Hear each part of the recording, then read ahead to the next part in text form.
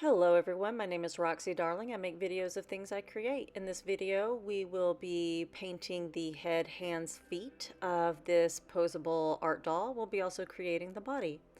In the first part of this series, the video was to make a mold and create the cast of the head to use for this piece. I made a mold because I plan on using that for the next several art pieces. This is the head we are using in this video. In the last video, I also showed you how I sculpted the hands and feet. Don't worry, there are links to that video in the description box below if you didn't get to it yet. The first step of this video is to create the armature base for the body. I use standard armature wire and make little marks with a Sharpie where I'm going to bend the wire to create the pelvis area. Once that's done, I go in and start creating the torso.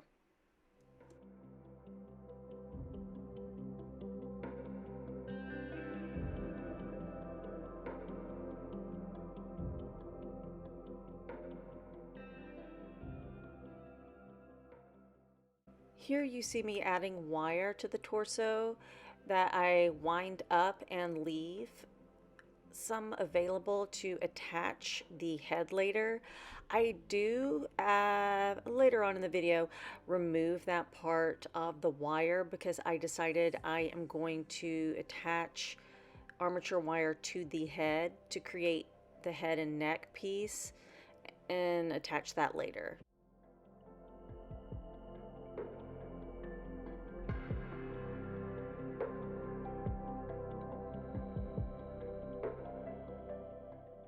You do see me add wire to the shoulder and pelvis area. That is just for added stability later on.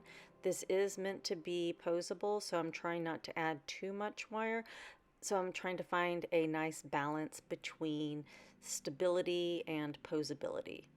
And now it's time to start working on the feet and hands. I decided to go with a very pale pink skin tone, and I am using matte acrylic, and I end up doing about 3 layers of the pink skin tone.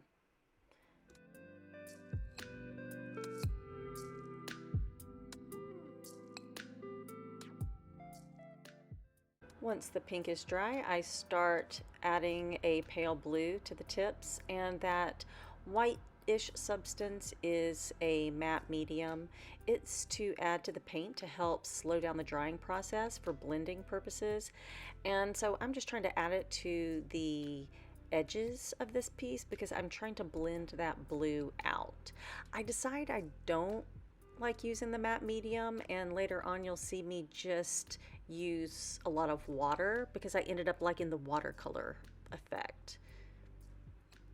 I am adding it in a shape that is similar to a ballet slipper, but yet it's still, in the end, hopefully going to look like a disease. Sorry about it. Sorry, not sorry. I continue with the exact same process for the hands that I did the feet. And like I said earlier, I do end up liking the watercolor look for the blending out, so I chose not to use the matte medium. But once I get the blending looking where I want it, I switch out and use a very fine tip brush to start painting on veins, and I'm doing them just a little bit at a time because I had originally wanted it to be almost like blue freckles going up into some like hotter pink freckles to show the diseased skin, but I really liked the enhanced veins. It's still giving the look that I wanted, so I continue to do that with hands and feet. And then I start doing the darker part of the hands and feet with a pretty much almost midnight blue, and just watercolor blend that up about halfway up the foot. Same with the hands.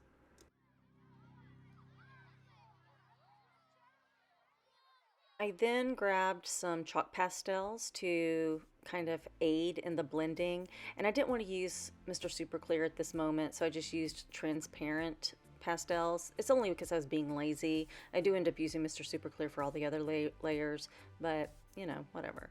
But I really like the way this looks. I love the mixture of acrylic and chalk pastels.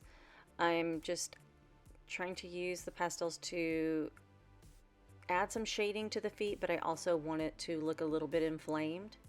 You might be wondering why I'm making a diseased ballet style type doll, and it's because I wanted to have almost a metaphorical representation of somebody who was really into movement, who has a hard time moving now due to fibromyalgia.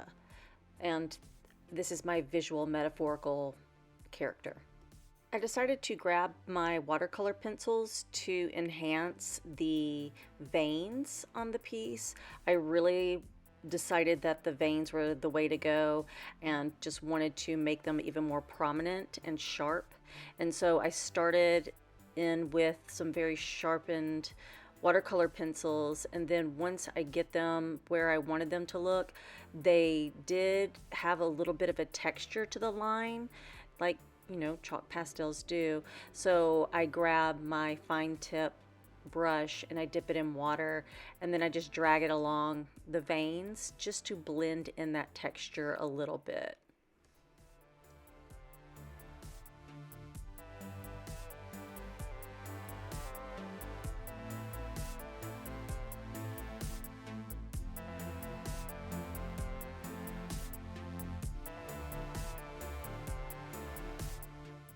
And here is what it looks like before and after the watercolor. So on the right is after watercolor pencil, and on the left is prior. I really love the way this looks, so I'm just going to continue doing it to everything.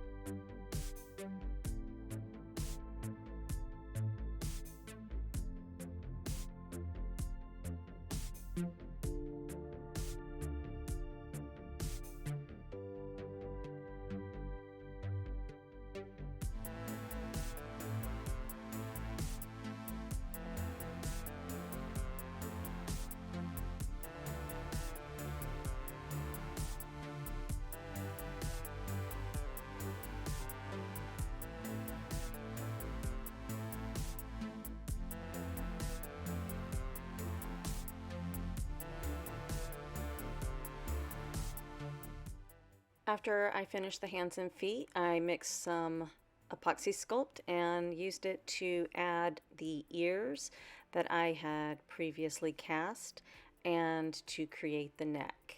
I just used some wooden tools and some water to blend everything in, and then once I let that cure overnight, I go in and just sand down all the lines as well as I can, because I really don't want that transition to be messed up by clay lines from the Apoxy Sculpt.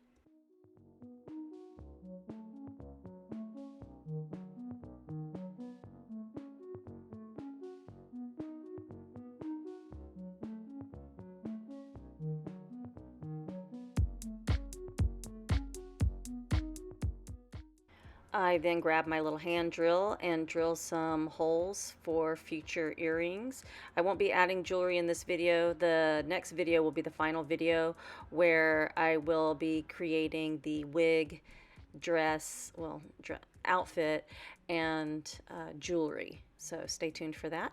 I did add some primer and then went in just like with the hands and feet and added 3 layers of the pale pink skin tone to the face. Once that dried, it was time to start with the face up. I started the contour with these kind of peachy pink skin tones.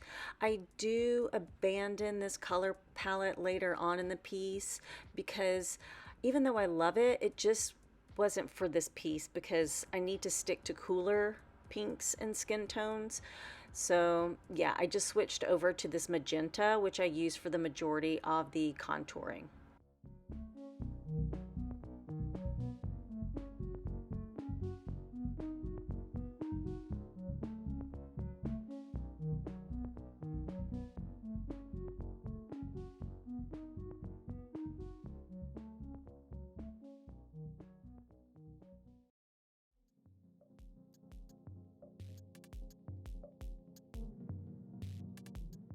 I grabbed my watercolor pencils to start sketching in her eyebrows. I do leave them kind of thin because I thought I wanted to do thinner eyebrows, but throughout the video I do keep kind of increasing the thickness of the eyebrows. And I also give the same treatment to the neck and face as I did to the hands and feet.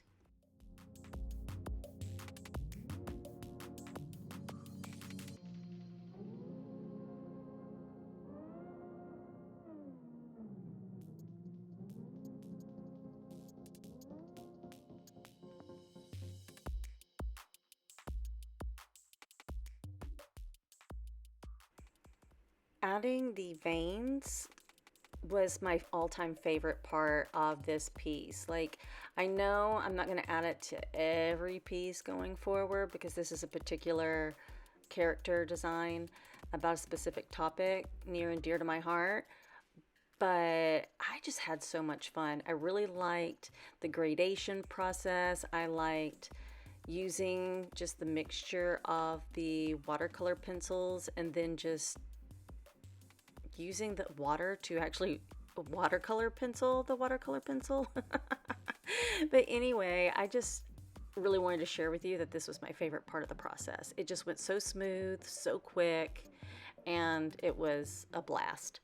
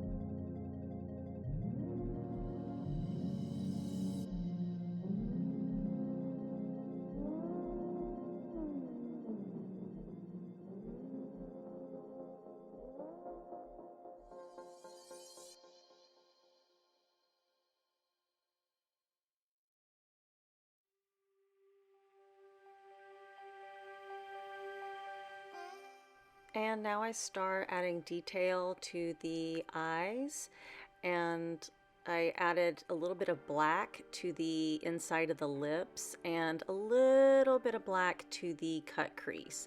And here you can see me just increasing the thickness of the eyebrows and beginning to draw out the irises. This piece isn't going to have any pupils. The eyes are going to be almost cataract-like, just to show reduced vision.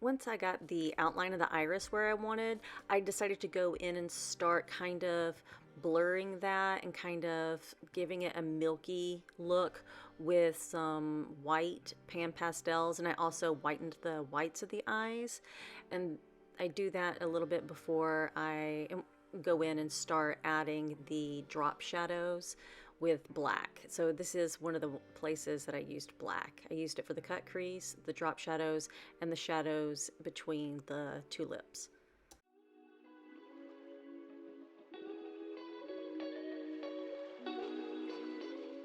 I decided to do elongated eyelashes to mimic the elongated feet, hands, and neck. I just thought it was fitting for this piece. I show you how I draw the long bottom eyelashes. I do the upper eyelashes off camera because it was one of the most difficult things I've ever done and needed to hold the doll in my lap while I did it. So here you can see me adding the gloss to the eyes and lip, and once I do that, the face up is complete.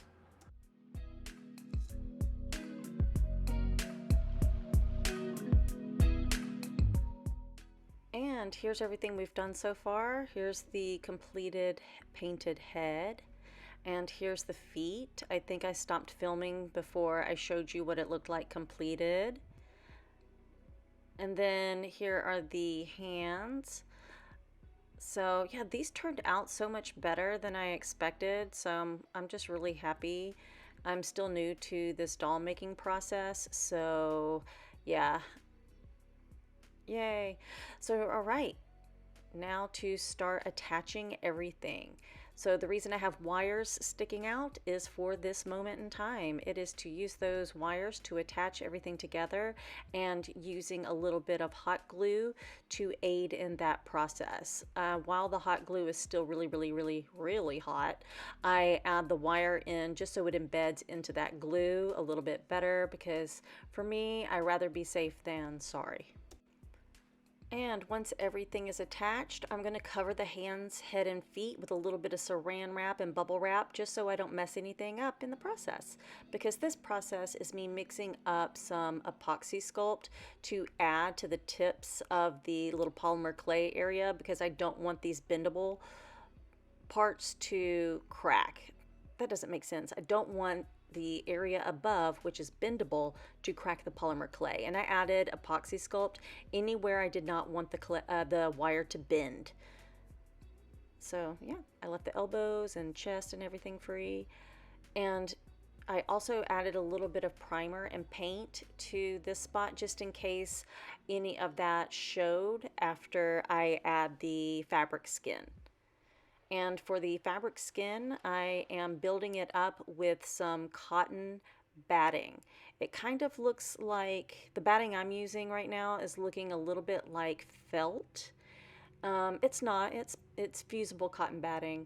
But yeah, so I just added a layer of that because I wanted it to be kind of thin, so I had more control over the thickness.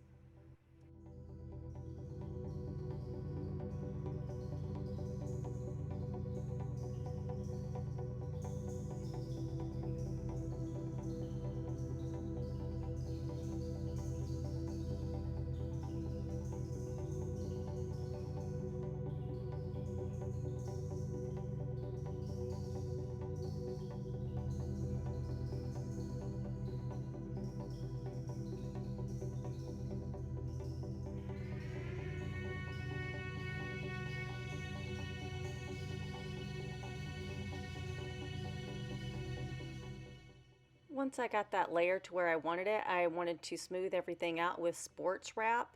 This sports wrap is kind of like plastic wrap because it sticks to itself really bad and it's annoying, but it also is going to kind of add a little bit of fluff to it, and it's also going to smooth down those edges because it's looking kind of mummy wrap-ish at the moment, and so I want to reduce that mummy look as much as possible, so I do a few layers of this sports wrap. I'll leave a link to it in the description below because it's pretty good. I liked it a lot. I don't know what else I would have used in this moment other than this little clingy film wrap stuff.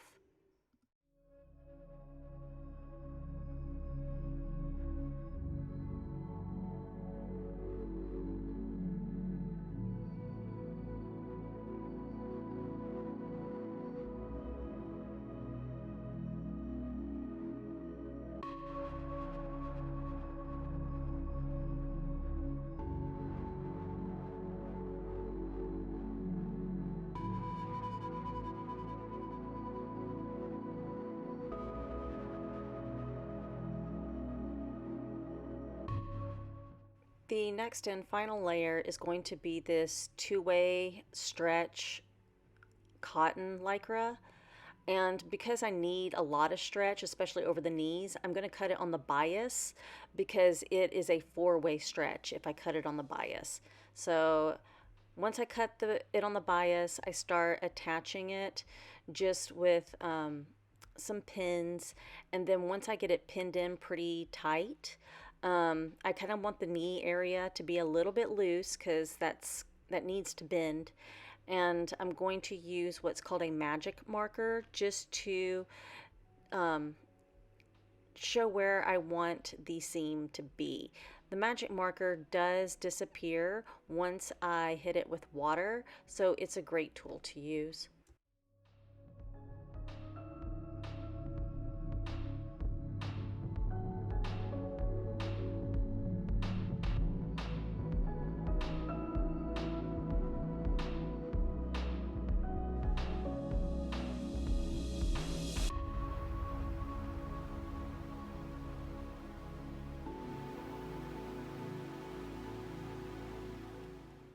To sew it together, I'm going to use a ladder stitch, and that is just at the fold, putting the needle through at about 4 millimeters and then switching to the other side and putting that through for about 4 millimeters and then pulling the thread for the fabric to come together.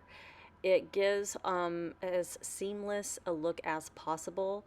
I will be making clothing for the doll, so I don't need perfection. I need good enough, but I don't want anything to show underneath any fabric. Or if I choose to keep this and make it a jumpsuit, I don't want any of that showing. So once again, I'm going for good enough, not perfection, and I'm continuing the same process of just kind of making the fabric making the pattern on the doll as is. I know some people wrap their dolls in saran wrap and tape and make patterns from that, but because the sports wrap is so similar to saran wrap, I didn't think I would be able to, one, get the saran wrap off completely, or cut it in a way that wasn't going to cut the sports wrap. So that's why I did it this way rather than ways I've seen other people do it. But if I had not used the sports wrap, I would have just wrapped her in saran wrap and done the tape method to create patterns for her, which I think I'll do, well, which I will be able to do once I get this cotton Lycra layer on. I'll be able to make patterns off of the doll that way.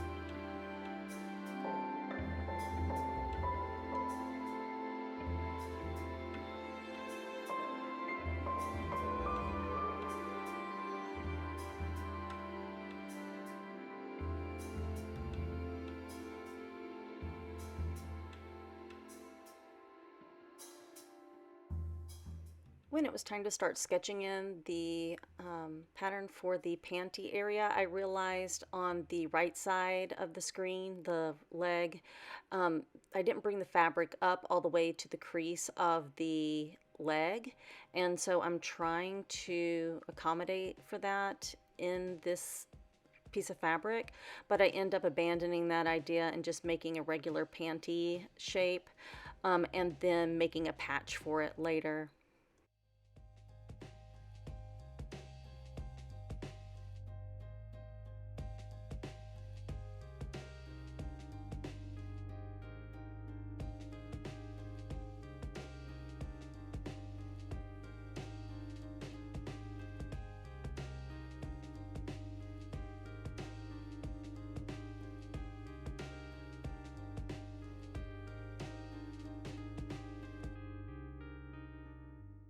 While I was working on this, I was invaded by a tiny fuzzy animal, and me and my doll had to go elsewhere for a while. So say hello to my cat, who I immediately kicked back off the table so I could work on her booty. Her booty is the same way I did the front part of the panty, except I added a little room and filled in that space with polyfill, and I just tucked it in with a chopstick. And then to cinch in the waist and above, like the top part of the booty, I just added some little whip stitch darts.